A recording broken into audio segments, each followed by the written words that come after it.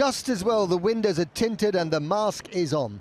You can't see Angela Merkel's grimace as she arrives at headquarters this morning to digest her party's worst results since its creation. But if the body language is anything to go by as she followed the man that she wanted as her successor onto the stage, Mutti is miffed and her era has come to an end. But her retirement may have to wait as long as the coalition talks grind on. Armin Laschet said that he can still form a ruling coalition, but behind the masks the knives are out for him, and on the street he's considered more joke than joker. The nose is red, and so is the colour of the party that won the night. The Social Democrats, the SPD, a once great party almost declared dead 4 months ago, now risen from the ashes. But this morning, at their headquarters, the mood was sobered by the reality of having to form a coalition that can actually govern. Olaf Scholz, career politician, finance minister and former mayor of Hamburg, is not yet Germany's chancellor, but few are betting against him. Herr Scholz, Matt Frey vom britischen Fernsehen Channel 4 News, falls Sie mir eine Frage auf Englisch gestatten. The last time there were coalition talks after the last election, it took 6 months to form a government. How long will it take this time? And secondly, if you don't mind, are you prepared to send German truck drivers to Britain to help us with our petrol queues? So, let me ask to the second question first. The free movement of labour is part of the European Union, and we worked very hard to convince the British not to leave the Union. Now they decided different, and I hope that they will manage the problems coming from that, because I think it's constantly an important idea for all of us to make it happen, that there will be good relations between the EU and the UK. But this is a problem to be solved. Let me just add, it might have to do something with the question of wages. If people want to decide for a certain job, they want to know if it's something very good for their whole life. And if you understand that being a trucker is something which many people really like to be, and you find not enough, this has something to do with working conditions, and this has to be thought about. First, my idea is that we will be very fast in getting a result for this government, and it should be before Christmas if possible. On the other hand, you should know Germany always has coalition governments, and it was always stable. It's the kind of understated steeliness that Europe may see a lot more of, and that will be needed to form a ruling coalition with two very different parties. First, the Greens, headed by ex-champion trampolinist Annalena Baerbock, buoyed by their best results ever, pro-more tax and anti-big business. And the free market Free Democrats, headed by Christian Lindner, who's anti-more tax and pro-business, and who insists on being the next finance minister. Think of it as the experiment of our age, how to save the planet without wrecking the economy. A fitting prelude to COP26.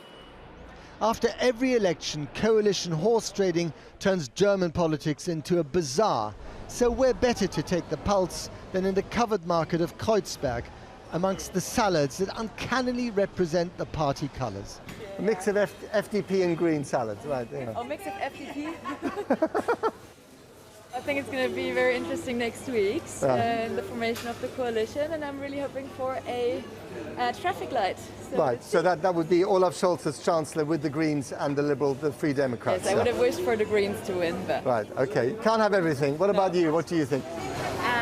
Yeah, I'm with her, but I'm more for the Jamaica coalition. Right, okay. So you'd like the CDU with the Greens and the FDP. Okay. And if the Greens have to make a compromise with their values and their ideals in order to get into power, does that pose a problem for you? Intrinsically, yes, but I think less is better than nothing. So. As it recovers from the pandemic, Germany and Europe crave the clarity of the spear-like television tower. But from here, for now, things look a little murky. Well, the German Greens are celebrating their best ever result in a national election and no doubt hoping that they will give them a key role in any government coalition. Well, joining me now is the climate activist Luisa Neubauer. Thank you very much for coming on the programme, Luisa. How pleased are you by the Green result? I don't feel very strongly about the results of the Greens. What we know is that the most important issue for the voters was the climate. They went to vote for the climate, and now every future coalition has the responsibility to actually provide sufficient politics on that. And don't you think that the Greens play an important part in making that happen?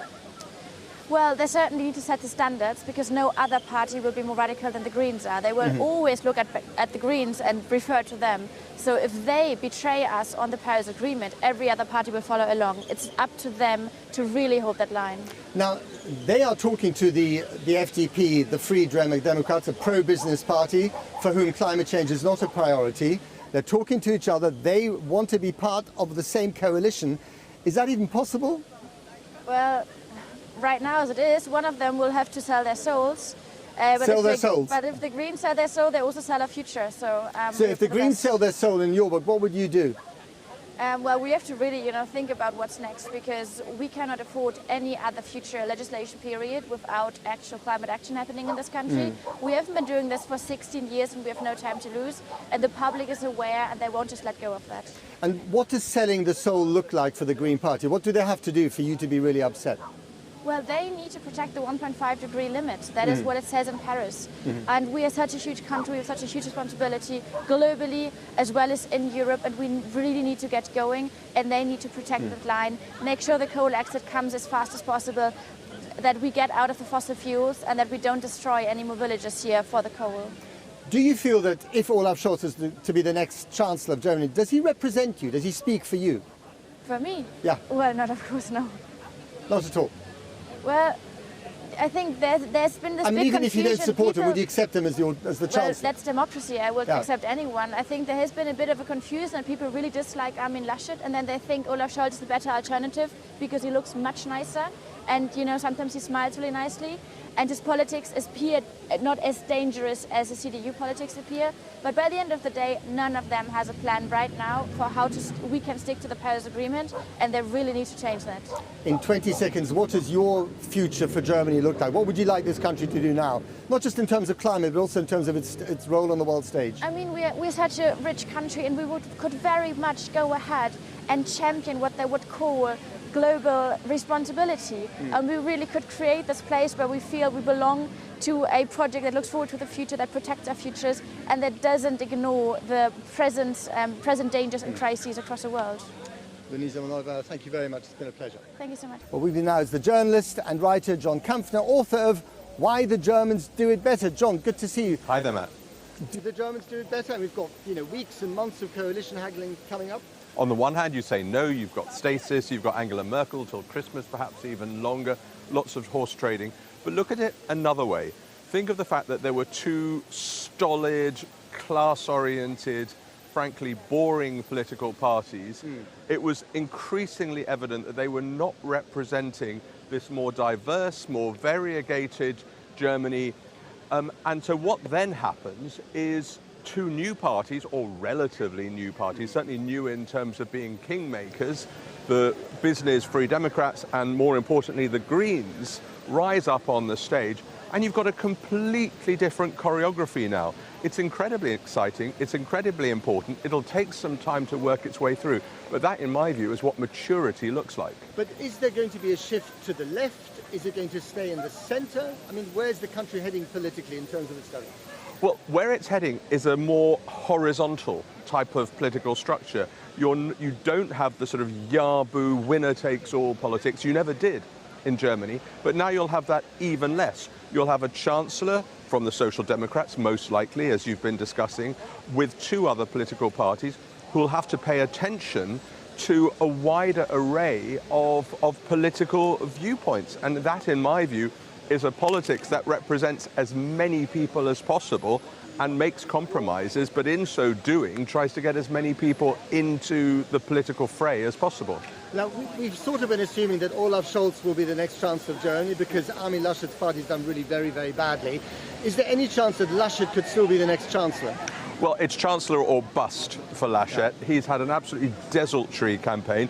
He's got extraordinarily little credibility or authority, even in his own political party, let alone in the country. He'll throw everything at the other two parties to try to woo them to join him. But I think if they have any credibility themselves, they will shun him. And many of his own party want him to go for good, and they want their own party to go into opposition. When this process is over, what does this mean for Germany and Europe?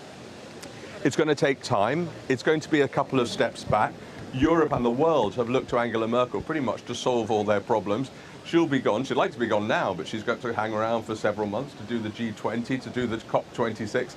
And who knows, that Germany takes over the G7 at the start of next year. The world needs a strong and stable and forward-looking Germany. It's going to take time, but maybe with this new three-party coalition, once it gets up and running, it'll be just that, but it'll also be a little bit more modern. Briefly, John, you heard Louisa Neuber there, who's incredibly well known in this country amongst younger people. There is a big generational divide here, isn't there? And that's not going to be solved by this election. Well, there's also a generational divide. There's certainly a divide, a political divide, because the Greens have, in order to become bigger and stronger, they've also become more mainstream. They want to become a sort of people's party, an established mainstream party. With that, they lose some of the radicalism, and so younger people and more radical environmentalists will be frustrated by the compromises they're invariably going to have to make in coming weeks and months. John Kampfner, thank you very much indeed for coming to the Brandenburg Gate.